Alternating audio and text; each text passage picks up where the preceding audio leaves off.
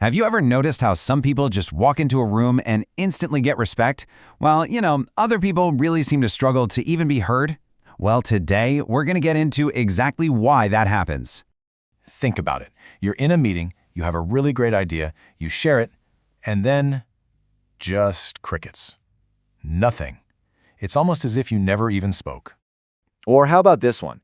You're right in the middle of a story, and someone just jumps in and completely takes over. It's so frustrating, right? And what about this? You're always the person who helps out, the nice one, the one who does everything to avoid a fight. But it feels like nobody even notices. If any of this is hitting home for you, then you are in exactly the right place. So here's the thing. This is the big secret. We tend to think that respect is all about your job title or the car you drive, but honestly, that's not the real game. It's actually about the quiet, emotional signals you're sending out all day, every day. So what even is respect? Well, it's not a thing you can buy or trade. It's a perception. It's how other people read your emotional state. In other words, respect has to start as an inside job before anyone on the outside ever gives it to you. You see, without even realizing it, this is the question people are asking themselves when they meet you. Does this person value themselves? Because if your actions are quietly signaling that you don't, you're basically giving them permission to not value you either. So let's dive into the 5 biggest mistakes that send that exact signal. Okay, first up, over-explaining. You know what I mean.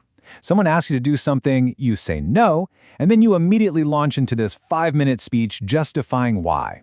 You might think you're being polite, but what you're really communicating is deep insecurity. Just look at the difference here. The insecure way is all apologetic and weak, but the confidence signal, it's so clear, so calm. I won't be able to make it today. And then, and this is the most important part, you stop talking. You just pause. That silence is so incredibly powerful because it shows you don't need their approval for your decision. That's where self-respect is built. And this leads us perfectly into mistake number 2, and this is a huge one for all the people pleasers out there. Saying yes when your entire body is screaming no. Look, doing this doesn't earn you any respect. It just makes people confused, and it builds up this awful resentment inside of you. This quote just nails it, doesn't it? Being kind is amazing, but when it comes at the cost of your own sanity and well-being, it's not kindness anymore. It's actually a form of self-disrespect. A firm, polite no will build way more trust in the long run than a yes that you don't actually mean. All right, so respect isn't just about what you say. And that brings us to our 3rd mistake, your physical presence. Your body is talking long before your mouth ever opens. If you're constantly looking at your feet, or you're fidgeting, or you just seem like you're a million miles away, you're signaling a major lack of confidence. But here's the good news. This is so easy to fix. You don't have to be the loudest person in the room. You just have to be in the room. Try these 3 things. Just slow down your speech a tiny bit. Hold gentle eye contact. And relax your shoulders. This kind of calm energy is, well, it's magnetic. It commands respect without you having to say a thing. So we've covered being clear and being present. But what about when things get stressful? Well, that leads to mistake number 4, being emotionally reactive. This is when a tiny little comment or some minor problem just completely throws you off balance. When you have these huge reactions to small things, other people see it as instability. And here is the tiny change that makes all the difference. Learn to respond, not just react. See, reacting is instant. It's all emotion. But responding, that has a pause built into it. Just taking one single breath before you answer shows that you're in control of your emotions, not the other way around.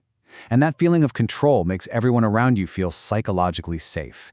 This idea of emotional control connects right into our 5th and final mistake, which is constantly looking for someone else's approval.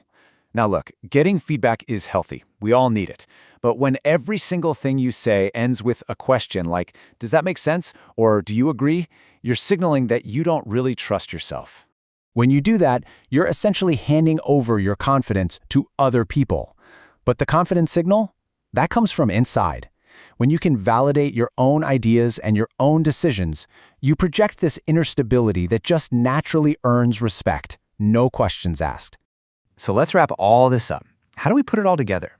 It really just boils down to this simple but super powerful formula. Respect is what happens when you have clarity in how you talk, boundaries that protect your own energy, and a calm, centered emotional state. Okay, Now, if you've been listening and you've seen yourself in some of these mistakes, I really want you to hear this loud and clear. It does not mean there's something wrong with you. Not at all. It just means that some of your emotional signals might be a little bit off, a little miscalibrated. And you know what the best part is? These are skills. They are not who you are. And with a little bit of awareness, a little bit of practice, you can absolutely change them. So I'm going to leave you with a question to chew on. Out of these 5 mistakes, over-explaining, people-pleasing, not being present, reacting emotionally, and always seeking validation, which one do you think is the most common? The one that people do all the time without having a clue? Really think about it. The answer might just change the way you see every conversation you have from now on.